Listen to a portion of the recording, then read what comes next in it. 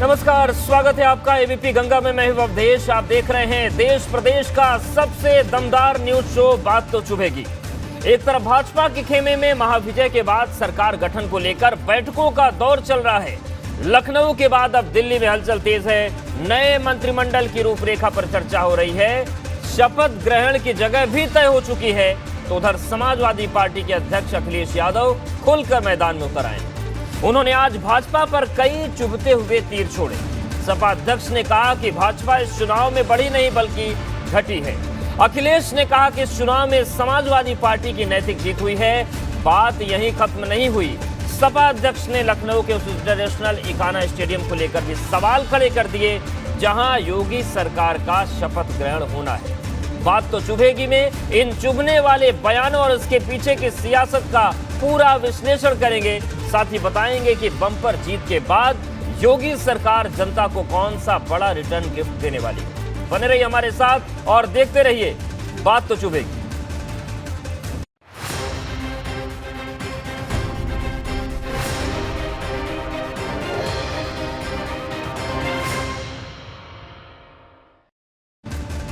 जनता ने यूपी में भाजपा का राज तिलक कर दिया है, लेकिन औपचारिक तौर पर विजय तिलक तभी होगा जब योगी आदित्यनाथ अपने नए मंत्रिमंडल के साथ पद और गोपनीयता की शपथ लेंगे। इसके लिए नए मंत्रियों के नाम तय करने पर चर्चाओं का दौर लगातार चल रहा है। इस लिस्ट पर मोहर लगते ही तस्वीर पूरी तरह साफ हो जाएगी। सीएम योगी की दूसरी पारी की नई टीम भाजपा के मिशन 2024 को भी रफ्तार देगी।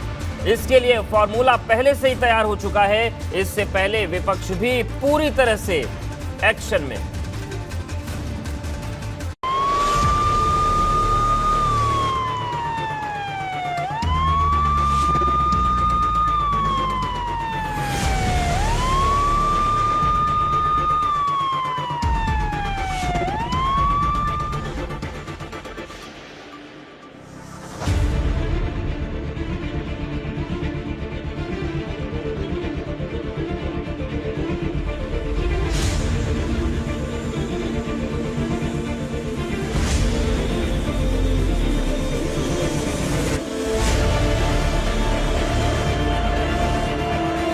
महाविजय के बाद सरकार गठन की महातैयारी।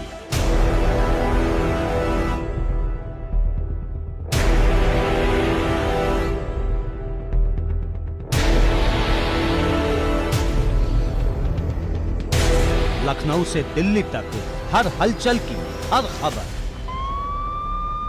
ये योगी आदित्यनाथ जी के सामने बैठे हुए हैं।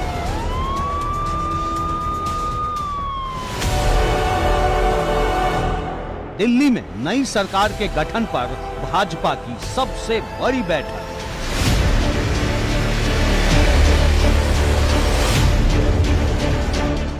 लखनऊ में तय हो गई शपथ ग्रहण की जगह।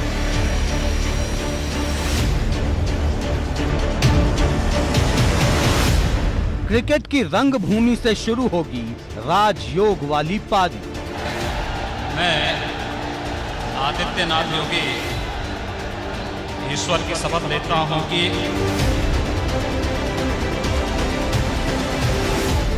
सफेद इकाना स्टेडियम में योगी की भगवा शपथशाला तैयार। शपथ ग्रहण समारोह को लेकर तैयारियां भी तेज कर दी गई हैं। यहाँ पर अगर बात करें, भारतीय जनता पार्टी का शपथ ग्रहण समारोह होगा, भव्य होगा, विशाल होगा, जन भावनाओं के अनुरूप होगा।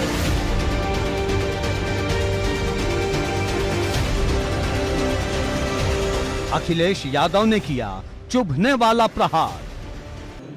सरकार के पास कोई दूसरा स्थान नहीं है, इसलिए वही स्थान जो समाजवादियों का कभी बनाया गया था, उसी में कार्यक्रम हो रहा है।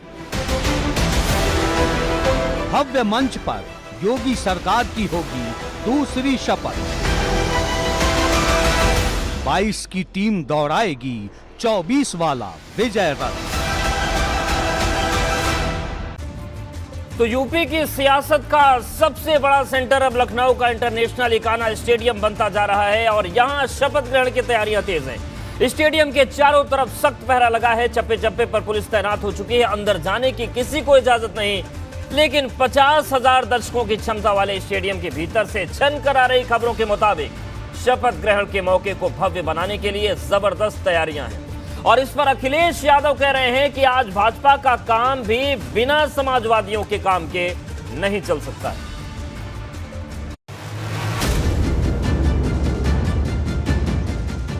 लखनऊ के भारत रत्न अटल बिहारी वाजपेयी इकाना स्टेडियम की झक सफेद इमारत को और चमकाया जा रहा है। गोमती नगर एक्सटेंशन में बने इसी इंटरनेशनल स्टेडियम में मुख्यमंत्री पद की शपथ लेने वाले हैं योगी आदित्यनाथ। इस मौके को भव्य बनाने के लिए सरकारी अमले ने पूरा जोर लगा दिया है। अफसर लगातार मुआयना कर रहे हैं, एक एक बात की पड़ताल हो रही है, जिससे शपथ ग्रहण की तारीख तक सब कुछ दुरुस्त हो जाए, कोई कमी न रहने पाए। अभी से सुरक्षा भी सख्त कर दी गई है। ट्रकों पर तंबू कनात आ रहे हैं, टेंट के सामान पहुंच चुके हैं।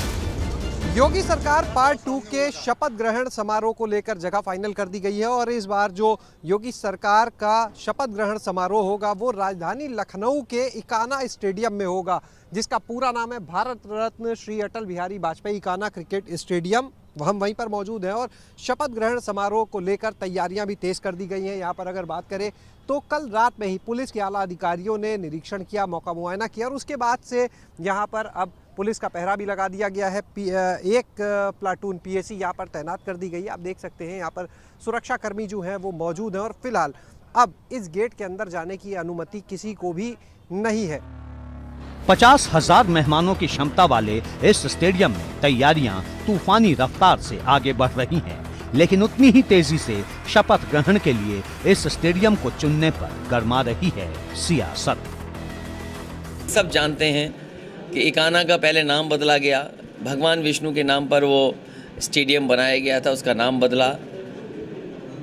सरकार के पास कोई दूसरा स्थान नहीं है, इसीलिए वही स्थान जो समाजवादियों का कभी बनाया गया था उसी में कार्यक्रम हो रहा है। अखिलेश यादव ने शपथ ग्रहण को लेकर इकाना स्टेडियम को चुनने पर भाजपा पर तंज किया, तो इस पर भाजपा नेताओं ने फौरन तीखा पलटवार कर दिया।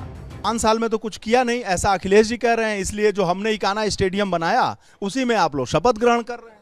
देखिए, इकाना स्टेडियम नहीं है, वो भारत रत्न अटल बिहारी वाजपेयी जी स्टेडियम है और निर्माण कभी भी शुरू हो और जब उसका जो वो उद्घाटन हुआ तो भारतीय जनता पार्टी की सरकार में हुआ। अटल जी के नाम से वो स्टेडियम जाना जाता है, जो हम सब के सर्वोच्च नेता हैं, इसलिए वहाँ पर शपथ ग्रहण हो रहा है। अखिलेश जी कह रहे हैं कि भारतीय जनता पार्टी ने, आप भी मंत्री हैं ना, तो 5 साल में कुछ बनाया तो है नहीं और इसलिए इकाना स्टेडियम जो मैंने बनाया है उसी में शपथ ग्रहण कर रहे हैं। 1 एक्सप्रेसवे बनाए थे, 5 एक्सप्रेसवे हमारी सरकार ने बनाया और विकास के काम को इतनी तेज़ी के साथ किया कि आज आप जाके देखते थे शहरी क्षेत्रों में भी, ग्रामीण क्षेत्रों में प्रधानमंत्री आवास गांव-गांव में बन रहे हैं, शौचालय बन रहे हैं। आप तेज़ी के साथ बिजली के विद्युतीकरण सौभाग्य योजना के अंतर्गत हर घर को बिजली दिया जा रहा है। 24 घंटे बिजली हमारी सरकार दे रही है। अखिलेश स्टेडियम में ही क्यों? अखिलेश यादव को तो इसीलिए जनता ने नकार दिया कि 5 सालों तक बिजली के लिए उत्तर प्रदेश की जनता को तड़पड़ा कर मार डाला और जब ये घोषणा पत्र जारी किया कि हम 300 यूनिट फ्री दे, इसलिए अखिलेश यादव की बात नहीं माना, भारतीय जनता पार्टी की बात पर विश्वास व्यक्त किया कि भारतीय जनता पार्टी ने जो संकल्प लिया था 2017 में पूरा किया और जो 2022 में भी लिया है उसको पूरा करेगी। भाजपा नेताओं का दावा है कि क्रिकेट के इस इंटरनेशनल स्टेडियम में होने जा रहा शपथ ग्रहण समारोह भव्य होगा, सबसे शानदार होगा। लखनऊ में इस बार जो शपथ ग्रहण होगा वो कितना भव्य होगा? उत्तर प्रदेश की समस्त जनता उत्साहित है। भारतीय जनता पार्टी का शपथ ग्रहण समारोह होगा, भव्य होगा, विशाल होगा, जन भावनाओं के अनुरूप होगा और मैं ऐसा भरोसा करता हूं कि इस बार का शपथ ग्रहण समारोह उत्तर प्रदेश में ऐतिहासिक जनभावना के अनुरूप होने वाला है। कहने को तो ये स्टेडियम खेल के इंटरनेशनल मैदान के लिए जाना जाता है, लेकिन जब बात सियासत से जुड़ जाए तो फिर नया खेल शुरू हो जाता है। शपथ ग्रहण से ठीक पहले चल रहे बयानों के तीर यही बयां कर रहे हैं। एबीपी गंगा के लिए लखनऊ से शैलेश अरोरा के साथ वीरेश पांडे की रिपोर्ट। तो आज हर किसी की जुबान पर एक ही सवाल है कि दिल्ली में भाजपा नेताओं की लगातार चल रही बैठकों के दौर से क्या निकला। एबीपी गंगा की हर अपडेट पर लगातार नजर है, आपको इसकी एक एक बात बताएं उससे पहले एक रिपोर्ट देखिए। जब सभी दिग्गज एक साथ एक बैठक में हों तो जाहिर है अटकलें तो लगेंगी ही। चर्चाओं का दौर आगे बढ़ेगा ही, वो भी तब जब नई सरकार के गठन का वक्त हो और शपथ ग्रहण की तैयारियां भी तेज हो चुकी हैं। दिल्ली में भाजपा कोर ग्रुप की बैठक में पार्टी के राष्ट्रीय अध्यक्ष जेपी नड्डा के साथ मुख्यमंत्री Yogi Adityanath, deputy CM doctor Dinesh Sharma, Keshav Prasad Maurya, प्रदेश भाजपा के संगठन महामंत्री सुनील बंसल, प्रदेश अध्यक्ष स्वतंत्र देव सिंह और प्रदेश सह संगठन महामंत्री कर्मवीर सिंह पहुंचे तो अटकलें और तेज हो गई। ये तो निर्णय हमारा केंद्रीय नेतृत्व लेगा, उस पर मुझे ना तो कोई टिप्पणी करनी है और न ही कुछ मुझे आपसे कहना है। लेकिन इतना मैं कह सकता हूँ कि अगर आप पिछले केंद्रीय मंत्रिमंडल का गठन, उत्तर प्रदेश के पिछले 2017 के मंत्रिमंडल का गठन आप देखो तो हमारी प्रायोरिटीज़ क्या थी। नौजवानों को रोजगार, शिक्षा में सुधार, अब इंफ्रास्ट्रक्चर को ठीक करना। इस बैठक में चुनावी नतीजों की समीक्षा के साथ ही एमएलसी चुनाव के प्रत्याशियों के नाम तय करने की चर्चा की खबर सामने आई। एक तरफ दिल्ली में भावी सरकार की रूपरेखा और एजेंडे पर सबसे बड़ी बैठक चल रही थी, तो दूसरी तरफ पार्टी के नेता भरोसे से भरे दिखे। उन्होंने योगी आदित्यनाथ की अगुवाई वाले भावी मंत्रिमंडल और सरकार के हर उम्मीद पर खरा उतरने का दावा किया। यूपी मंत्रिमंडल का गठन होने वाला है, तो आप किस रूप में योगी आदित्यनाथ की जो सरकार दूसरी है उसको देखना चाहते हैं? योगी जी ने पिछले 5 साल में बहुत बढ़िया काम किया है। सो अभी जितना काम किया है उसका आगे और बढ़ाते जाने का है। तो यही तो मैं भी रिक्वेस्ट कर रही थी पब्लिक से कि हमें योगी जी चाहिए, अंदर योगी जी को जिताना है तो हमारे सारे प्रत्याशियों को जीता। सो जीत कर आ गए हैं सब लोग। दिल्ली में मौजूद पार्टी के दिग्गज विधायकों ने भी एबीपी गंगा से बात की और कहा कि नए मंत्रिमंडल में सभी वर्गों और समाज के हर तबके को भागीदारी मिलेगी। योगी जी के दूसरा मंत्रिमंडल अब बनने जा रहा है। इसमें सभी सामाजिक समीकरण, सभी क्षेत्रीय संतुलन और नए और पुरानों का सामंजस्य बना करके ये मंत्रिमंडल बनेगा और बहुत ही बेहतरीन मंत्रिमंडल बनेगा। और ये उत्तर प्रदेश की जो आकांक्षाएं हैं जो लोगों की, उसके अनुरूप काम करने वाला मंत्रिमंडल बनेगा। एक तरफ नई सरकार को लेकर भाजपा के नेता उम्मीदों से भरे हैं, तो दूसरी तरफ सपा अध्यक्ष अखिलेश यादव ने भाजपा को चुनाव में बड़ी जीत मिलने की बात को ही खारिज कर दिया है। उन्होंने कहा कि इस चुनाव में भाजपा की ताकत घटी है, साथ ही समाजवादी पार्टी की नैतिक जीत हुई है। समाजवादी पार्टी की नैतिक जीत हुई है और समाजवादी पार्टी के कार्यकर्ता नेताओं ने और जनता के सहयोग से समाजवादी पार्टी बढ़ रही है और भारतीय जनता पार्टी घटी है। या यूँ कहे कि जनता का जो समर्थन मिला है, जो परसेंटेज ऑफ वोट था वो बढ़ गया है और हमारी समाजवादियों की सीटें भी जनता ने बढ़ा दी। ये समाजवादियों की नैतिक जीत हुई है और आने वाले समय में भारतीय जनता पार्टी घटेगी। जो बुनियादी सवाल थे वो आज भी हैं। महंगाई का बड़ा सवाल है जिसका भारतीय जनता पार्टी को रास्ता खोजना होगा कि महंगाई कैसे कम हो। बेरोजगारी अभी भी वैसी है, हमारा यूथ निराश हो गया। साफ है कि भाजपा और उसके सहयोगियों के साथ ही विरोधियों को भी नई सरकार के गठन का बेसब्री से इंतजार है, जिससे बुनियादी मुद्दों को लेकर उस पर तीखा हमला बोला जा सके। कुछ ही दिनों में एमएलसी और 2 साल बाद लोकसभा चुनाव जो है। एबीपी गंगा के लिए दिल्ली से वीरेश पांडे और अविनाश तिवारी के साथ ब्यूरो रिपोर्ट। तो सियासी वार पलटवार का दौर चल रहा है। इन सब के बीच सभी की निगाहें दिल्ली पर हैं, क्योंकि दिल्ली में पूरे दिन सियासी चहलकदमी बनी रही और एक बड़ी बैठक भी हो रही है। हम सीधे रुख करते हैं ब्यूरो चीफ वीरेश पांडे का, जो इस वक्त यूपी भवन में मौजूद हैं। वीरेश जी, पूरा दिन बड़ा गहमा गहमी वाला रहा और सभी की निगाहें यही हैं और सभी के मन में एक ही सवाल है कि दिल्ली में हो क्या रहा है और आगे क्या होगा। क्या आपने देखा और क्या अपडेट है फिलहाल? देखिए, दिन की छोड़ें तो शाम तो बहुत गहमा गहमी है। अभी 4 बजे से मीटिंग चल रही है और अभी मीटिंग चल ही रही है, यानी 8 बजे से ज्यादा हो गया, 4 घंटे से ज्यादा हो गया मीटिंग चल रही है। और उसमें जो सबसे महत्वपूर्ण विषय जिस पर चर्चा हो रही है वो विषय है कि भारतीय जनता पार्टी की जो स्वभाव है ना, ये दिल मांगे मोर, उन्हें प्रचंड बहुमत के साथ सरकार उनकी बन गई, लेकिन उन्हें लग रहा है कि इतनी सीटें कम क्यों हो गई, हम 400 क्यों नहीं पा गए, हम 350 क्यों नहीं पा गए, हम गठबंधन के साथ पिछली बार 325 पाए थे, तो इस बार 350 होना चाहिए। तो ये भारतीय जनता पार्टी की जो भूख है ना, वो लगातार हर चुनाव में बढ़ती जा रही है। और इस जो मीटिंग चल रही है उसमें यही डिस्कशन हो रहा है, विश्लेषण हो रहा है कि हम पूर्वांचल में इतना खराब प्रदर्शन क्यों किए, 5 जिलों में हमारा सफाया कैसे हो गया, चाहे वो अंबेडकर नगर हो, चाहे आजमगढ़ हो, चाहे मऊ हो, चाहे कौशाम्बी हो, तो गाजीपुर हो, इन जिलों में हम सफाया कैसे हो गया, हमें सीट क्यों नहीं मिली, हम कहाँ चूक गए। तो किसी ने वहां तर्क दिया कि हमने सारा फोकस पश्चिमी उत्तर प्रदेश पर कर दिया, इसलिए पूर्वांचल के कुछ जिले अछूते रह गए और हमने वहां फोकस नहीं किया। तो ये सब भी मुद्दे हैं और उनकी चिंता 22 की खत्म हो गई, अब 24 की है। तो 24 के लिहाज से रणनीति बन रही है।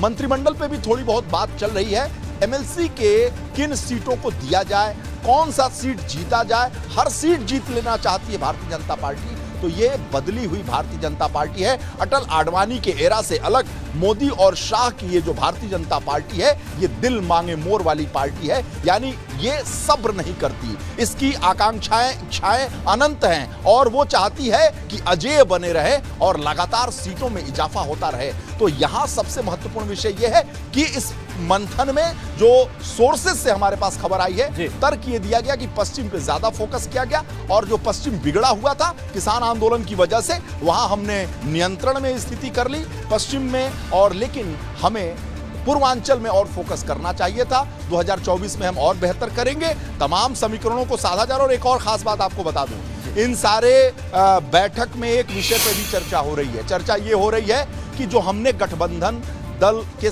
गठबंधन किया है, क्या उसमें और गठबंधन की जरूरत थी? क्या ओम प्रकाश राजभर को भी गठबंधन में लाने की जरूरत थी? क्या 2024 के मद्देनजर ओम प्रकाश राजभर को गठबंधन में लाया जाए? राजभर ने अपनी सीट जितनी जीती है, जो 2017 में जीती थी उससे ज्यादा सीट इस बार जीती है, और साथ ही साथ जितनी नहीं जीती है उससे ज्यादा हरा दी है। ऐसा पूर्वांचल में जो पार्टी के वरिष्ठ नेता हैं, जो समीक्षक हैं, विश्लेषक हैं, जो मुख्य रणनीतिकार हैं, उनका ये मानना है। तो भारतीय जनता पार्टी सोच रही है कि जो हमने गठबंधन में ज्यादा सीटें दे दी हैं अपना दल को, निषाद पार्टी को, तो क्या ये वाजिब था, ये जरूरी था? बहुत सारे विषय हैं जिस पे चर्चा हो रही है, क्योंकि भारतीय जनता पार्टी दूरदर्शिता के साथ काम करती है, उसके रणनीतिकार, इसलिए वो एक दिन का काम, एक दिन का रोड मैप नहीं बनाती है। इसलिए ये मीटिंग जो है लगातार खींचती जा रही है। 4 घंटे से ज्यादा हो गया, बिल्कुल 4 घंटे से ज्यादा का वक्त होगा। वीरेश जी, लगातार दिल्ली पर आपकी निगाहें बनी है, लेकिन लखनऊ में सियासी माहौल क्या है? जिनकी सियासी महत्वाकांक्षाएं उनको लेकर अखिलेश यादव तो लगातार चुभते हुए तीर छोड़ रहे हैं। देखिए, अखिलेश यादव लगातार चुभते हुए तीर छोड़ रहे हैं, तो ये प्रजातंत्र के लिए, लोकतंत्र के लिए बड़ा शुभ है, क्योंकि विपक्ष को बचे रहना चाहिए और विपक्ष बचा हुआ है। अखिलेश यादव 47 से 100 के पार चले गए और उनके गठबंधन की जो संख्या आई है, इसलिए अखिलेश यादव ये चाहते हैं कि अब जिस तरीके से जनता ने उनके साथ किया है 2022 में, और ये दिखाया है कि भाजपा और अखिलेश यादव यानी समाजवादी पार्टी आमने सामने की लड़ाई में 2022 में रही है, ये निरंतरता बनी रहे 2024 में भी और 2027 में भी। और बसपा और सपा के और कांग्रेस की हम बात कर लें तो जिस तरीके से इनका सफाया हुआ है, ये कहीं भी लड़ाई में न दिखें। अगर लड़ाई में मुख्य विपक्षी दल के तौर पर अखिलेश यादव दिखेंगे तो MY समीकरण उनके साथ बना रहेगा। और MY समीकरण जब समाजवादी पार्टी की स्थापना हुई थी तब से ये समीकरण चला। और एक खास बात आपको बताऊं, जो टिकट अभी जो MLC के चुनाव में समाजवादी पार्टी ने बांटा है, उसमें आप ध्यान रखिए कि 18 में से कहा जा रहा है कि 14 सीट जो है वो MY यानी Y को दिया गया है, यादवों को दिया गया है। तो इसलिए ये समीकरण और ज्यादा उनके साथ मजबूती के साथ है। और साथ ही साथ उत्तर प्रदेश में 2024 का देखिए चुनाव तुरंत समय खत्म हो जाता है। 22 खत्म हुआ, 24 में भाजपा लगी है, तो अखिलेश यादव ये दिखाना चाहते हैं कि मैं भी बिल्कुल कि विपक्ष मजबूत है मैदान में। वीरेश जी, जो तमाम समीकरण बन रहे हैं उस पर आपसे और बात करेंगे, लेकिन एक तस्वीर हम बात कर लेते हैं, रिटर्न गिफ्ट की बात कर लेते हैं। भाजपा ने यूपी में जो ऐतिहासिक जीत दर्ज की, उसमें मुफ्त राशन की अहम भूमिका मानी जा रही है और कई जानकार मानते हैं कि महिलाओं ने भाजपा को दिल खोल कर वोट दिया। और यही वजह है कि अब मुफ्त राशन वाली योजना को आगे बढ़ाया जा सकता है। दरअसल कोरोना काल के दौरान गरीबों को मुफ्त राशन देने की योजना शुरू हुई और इस योजना को बढ़ाते बढ़ाते मार्च 2022 तक लाया गया, लेकिन सूत्र बता रहे हैं कि इस योजना को सरकार विस्तार देने की तैयारी में।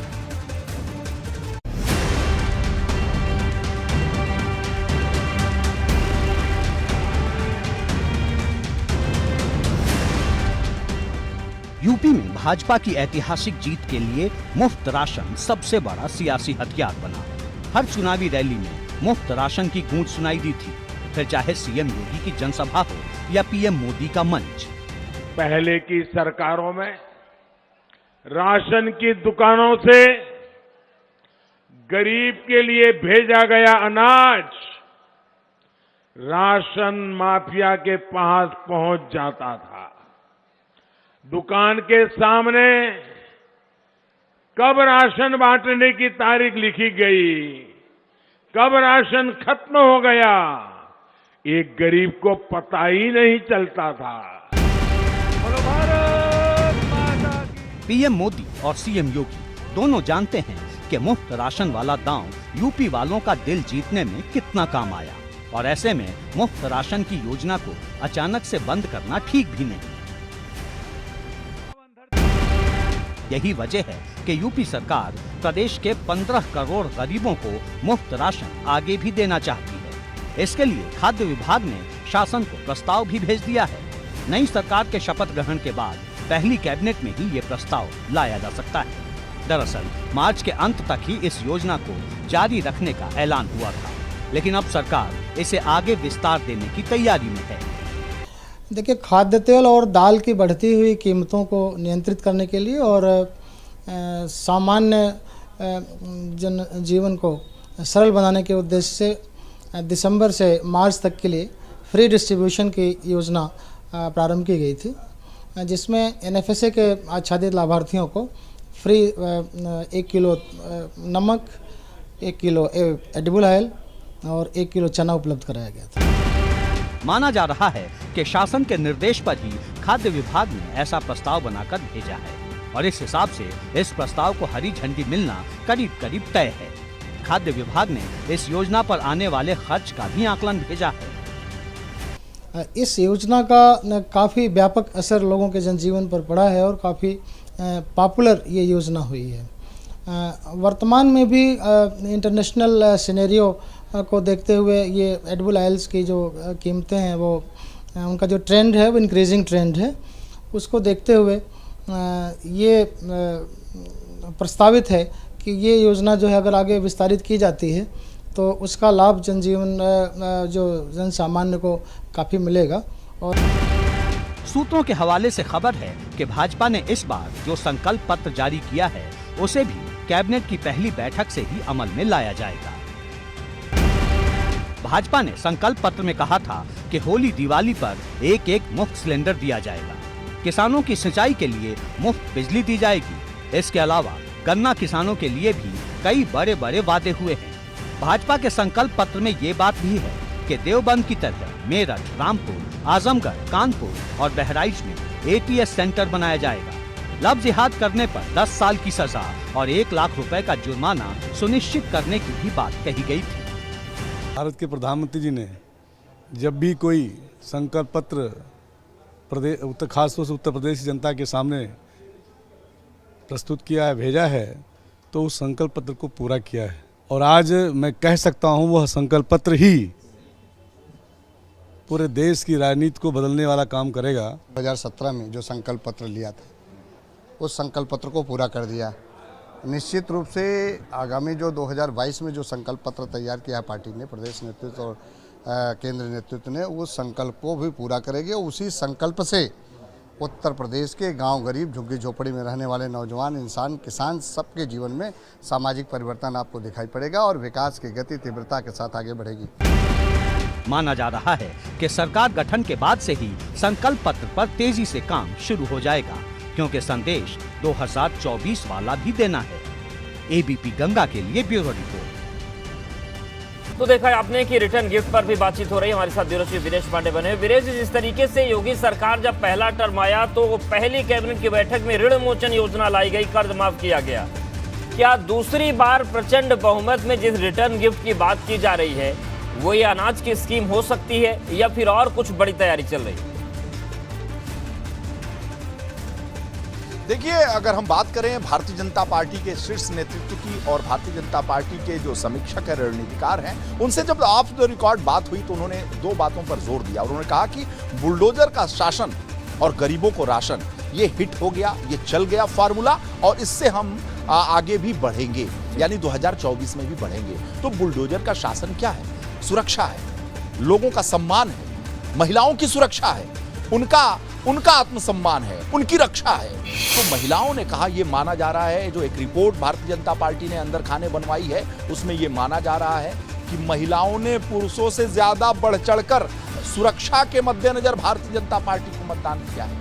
पतियों ने, भाइयों ने, पिता ने और अन्य लोगों ने कहीं दूसरे जगह मतदान किया भी होगा, तो सुरक्षा के मद्देनजर बेटियों ने भारतीय जनता पार्टी को मतदान किया है। ये रिपोर्ट है भारतीय जनता पार्टी की।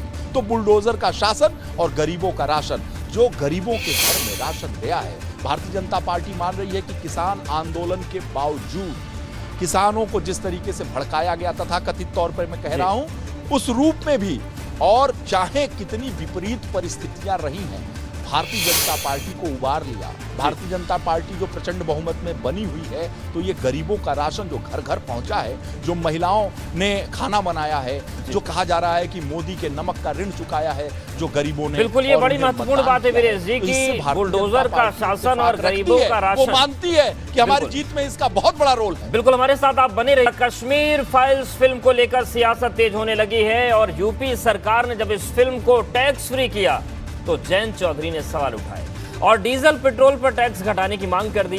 अब अखिलेश यादव ने इस फिल्म का जिक्र करते हुए लखीमपुर कांड की याद दिला दी है। अखिलेश यादव ने कहा है कि जब कश्मीरी पंडितों पर हुए अत्याचार को लेकर फिल्म बन सकती है तो फिर लखीमपुर की हिंसा पर क्यों नहीं। अखिलेश यादव के इस वार पर भाजपा की तरफ से भी पलटवार हुआ है।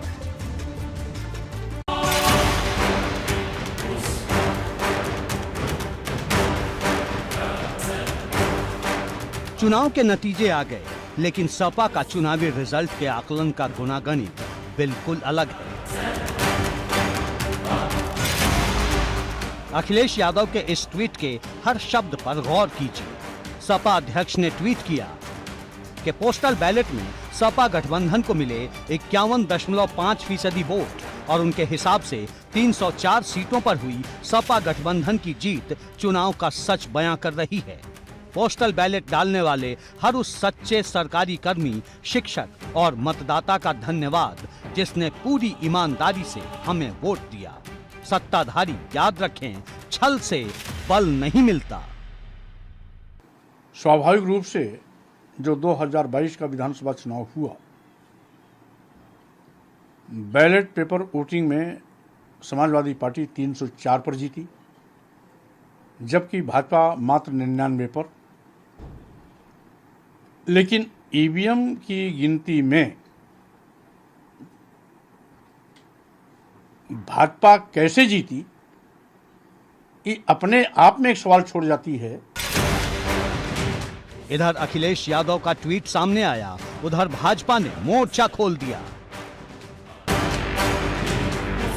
वहीं करहल में अखिलेश के खिलाफ मैदान में उतरने वाले भाजपा नेता और केंद्रीय राज्य मंत्री एसपी सिंह बघेल ने कहा कि अब बात खिसियानी बिल्ली खंबा नोचे तक पहुंच गई है। तू इधर उधर की ना बात कर, ये बता कि कारवां क्यों लुटा। मुझे रहजनों से गिला नहीं, तेरी रहबरी का सवाल है। तुम अपनी पार्टी की रहबरी नहीं कर पाए हो और उसमें यह हालत हुई है। दूसरी बात, इसको कहते हैं नाचना है आंगन टेढ़ा, और इसको कहते हैं खिसियानी बिल्ली खंबा नोचे। समाजवादी पार्टी की तरफ से एक के बाद एक चुनावी नतीजे पर सवाल खड़े किए जा रहे हैं। इससे पहले स्वामी प्रसाद मौर्य ने ईवीएम में छेड़छाड़ के आरोप लगाए थे। 7 मार्च को मतदान के ठीक बाद से सारे मीडिया एक स्वर से बोल रहे थे 2072 प्लस 2070 प्लस। एक ही भाषा सबकी निकल रही थी। 6 महीने पहले से 273 का आंकड़ा आ रहा था। अंतिम में परिणाम भी वही आया, तो क्या ये तीनों में तालमेल नहीं है? सपा की तरफ से लगातार हो रहे हमले को भाजपा हार की हताशा करार दे रही है। जो शब्दों का चयन नहीं कर पाते, छुचुंदर और नेवला जैसी बातें करते रहते हैं, वो आज अब ठीकरा ईवीएम पे फोड़ रहे हैं। तो सवाल भी हैं और संशय भी हैं, पलटवार भी हो रहा है। वहीं अखिलेश यादव अब खुलकर मैदान में हैं। अब वो कार्यकर्ताओं के बीच पहुंचने लगे हैं। आज अखिलेश यादव के 2 वीडियो सुर्खियों में रहे। एक वीडियो बाराबंकी में चाय पर चर्चा का है, जहां वो चुनावी नतीजे पर कार्यकर्ताओं के साथ बात कर रहे हैं। तो दूसरा वीडियो अखिलेश यादव ने खुद ट्विटर पर शेयर किया है। इसमें उनकी कार के ठीक आगे एक सांड गुजरता दिख रहा है और इसको लेकर अखिलेश यादव ने सरकार पर तंज कसा है। तो देखिए 2 तस्वीरें हैं। पहली तस्वीर चाय पर चर्चा और इस दौरान उन्होंने हल्के अंदाज में भी कहा कि एक बार मुझे भी जिता दो, और दूसरी तरफ उन्होंने अपने काफिले के बीच आए सांड का जिक्र किया ट्विटर पर।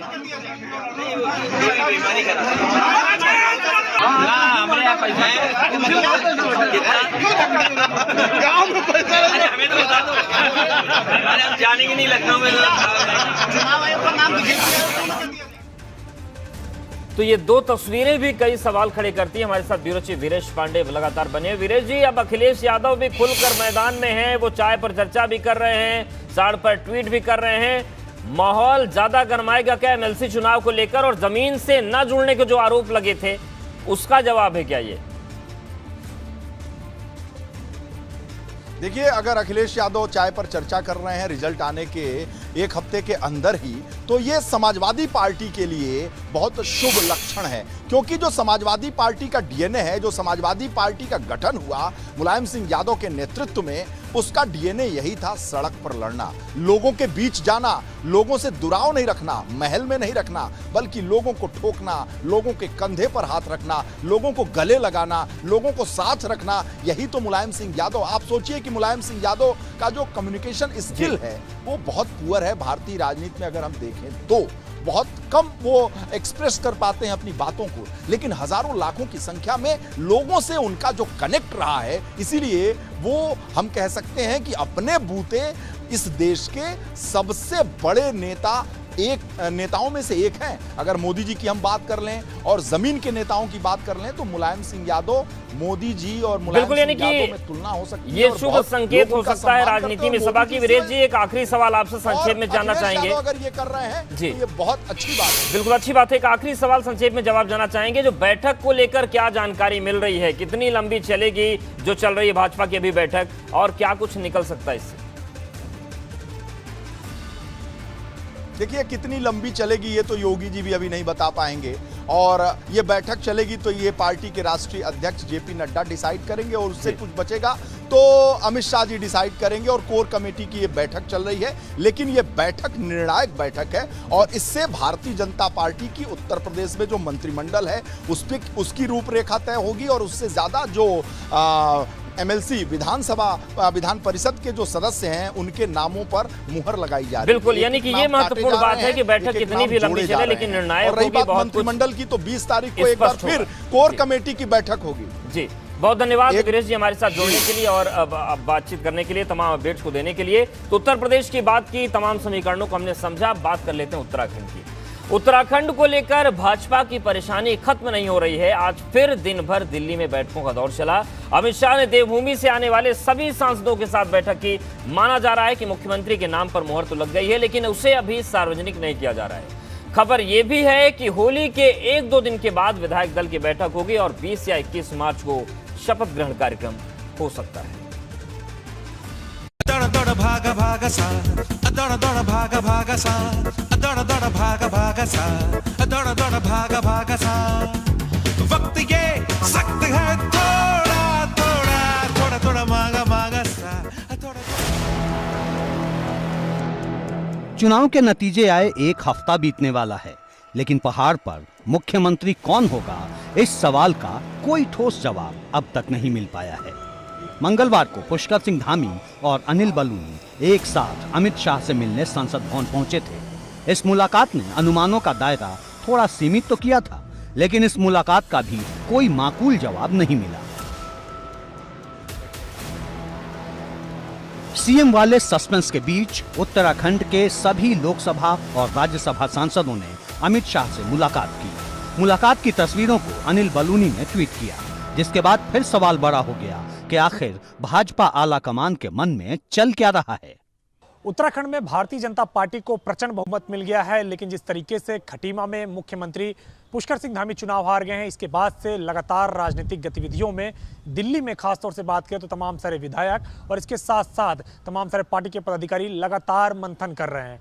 कल अगर बात करें तो दिन भर पार्टी की विश्लेषण हुआ, जिसमें हार और जीत को लेकर के ये देखा गया कि भारतीय जनता पार्टी कहां पे मजबूत रही, कहां पे कमजोर रही और कुमाऊं मंडल में इतनी कम सीटें क्यों आई, और इसके साथ साथ खटीमा में आखिर मुख्यमंत्री रहते हुए पुष्कर सिंह धामी चुनाव क्यों हार गए। देहरादून हो या दिल्ली, सस्पेंस हर जगह है। दिल्ली में जितनी बैठकें होनी थी वो लगभग हो चुकी हैं। अब बारी है देहरादून की, जहां पर्यवेक्षकों की भूमिका अहम होने वाली है। कुछ दिन पहले ही राजनाथ सिंह और मीनाक्षी लेखी को भाजपा ने उत्तराखंड का पर्यवेक्षक नियुक्त किया था। एबीपी गंगा के पास सूत्रों के हवाले से खबर है कि पर्यवेक्षक एक एक कर तमाम विधायकों की राय लेने वाले हैं। विधायकों से राय लेने के बाद ये पर्यवेक्षक अपनी रिपोर्ट आला कमान तक भेजेंगे और उसके बाद ही दिल्ली से कोई फाइनल फैसला लिया जाएगा। सीएम चेहरे को लेकर भाजपा इस वजह से सतर्क है क्योंकि इस बार पार्टी कोई भी जोखिम नहीं लेना चाहती, क्योंकि 2017 में जीत के बाद जब मुख्यमंत्री की कुर्सी पर त्रिवेंद्र सिंह रावत को बिठाया गया तो बीच कार्यकाल में ही उन्हें हटाना पड़ गया, और उसके बाद जब तीरथ सिंह रावत को मौका दिया गया तो उन्हें भी हटाकर पुष्कर सिंह धामी को लाना पड़ा। ऐसा करते करते 5 साल के कार्यकाल में भाजपा ने उत्तराखंड में 3 सीएम सामने ला दिए थे, जिससे लोगों के बीच बहुत अच्छा मैसेज नहीं गया। एबीपी गंगा के लिए दिल्ली से अविनाश तिवारी के साथ ब्यूरो रिपोर्ट।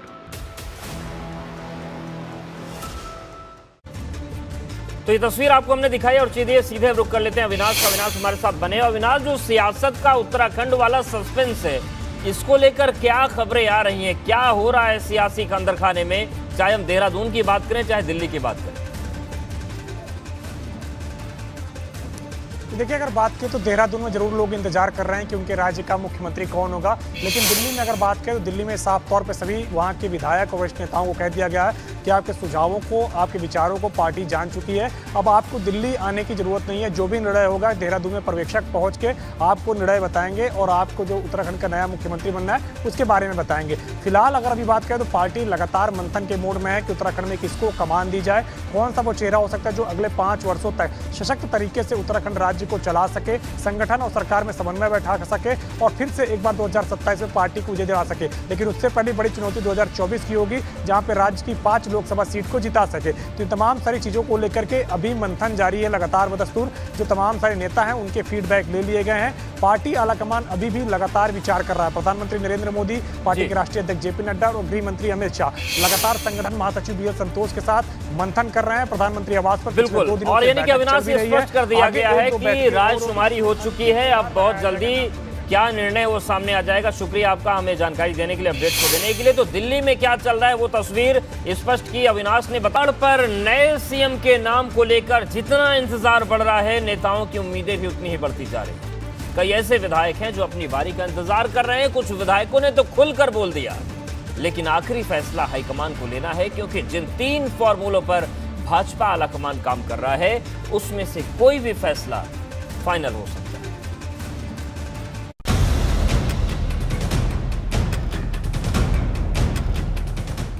उत्तराखंड में मुख्यमंत्री के चेहरे पर मुहर लगाना भाजपा के लिए सबसे मुश्किल काम बन गया है। दिल्ली से निकली एक छोटी सी खबर भी देहरादून में धड़कनें तेज कर दे रही है। इतनी भाग दौड़ के बाद इतना तो तय है कि होली के बाद ही सीएम वाला सस्पेंस खत्म होगा, और जब तक ये सस्पेंस खत्म नहीं होता तब तक अटकलों का बाजार गर्म है। सीएम के नाम का सटीक पता ना तो बड़े बड़े नेताओं को है और ना ही खुद उस चेहरे को जिसके नाम पर मुहर लगने वाली है, क्योंकि इंतजार जितना बढ़ रहा है कतार उतनी ही लंबी बढ़ती जा रही है।